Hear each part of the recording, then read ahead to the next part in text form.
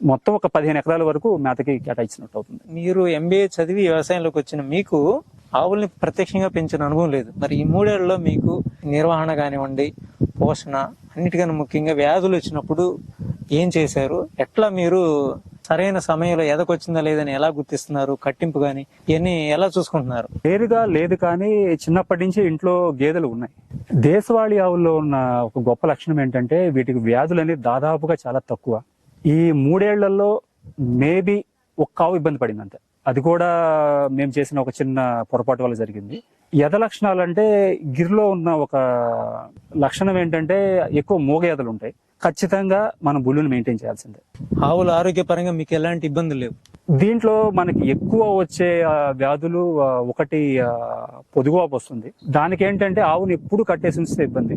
మన జాగ్రత్తగా shed sanitization చేసుకుంటా, ఫ్లోరింగ్ క్లీన్ చేసుకుంటా, తర్వాత పాలు పిండేటప్పుడు కూడా జాగ్రత్తగా కడుక్కొని కాస్త డిస్ఇన్ఫెక్టెంట్ చేసుకుంటే పొదుగువాపును కూడా కొంతవరకు అరికట్టవచ్చు. నా దగ్గర పొదుగువాపు ఉంది, దాదాపుగా ఒక 5-6 సార్లు రిపీట్ అయింది. అంత పంచగవ్య కూడా మనమే తయారు చేస్తున్నాం. తయారు చేసి అవసరమైన రైతులకి పంపిస్తున్నాం. కావాల్సిన కషాయాలు మొత్తం మనమే తయారు చేస్తున్నాం. అలాగే మీరు నాటుకోళ్లు, పందెపు కోళ్లు కూడా పెట్టారు కదా, అవి వాటిని ఏ ఉద్దేశంతో పెట్టారు?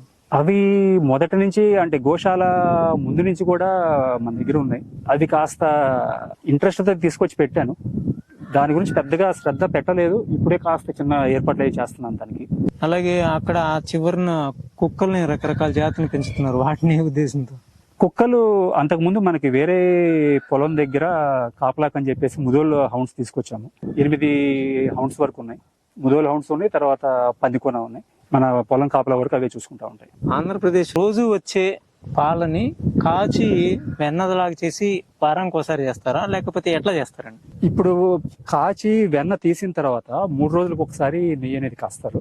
ఈ 3 రోజులు ఫ్రిడ్జ్ లో పెట్టేసేసి 4వ రోజు కాచేస్తారు. ప్రతి బ్యాచ్ వారికి కాచేస్తారు. కాచే విధానం ఎలా ఉంది? మొదట్లో మట్టి పాత్ర ప్రయత్నిద్దాం చూసాం, కానీ అది మాకు 2 రోజుల మించి పాత్ర అనేది చేయలేకపోయాం.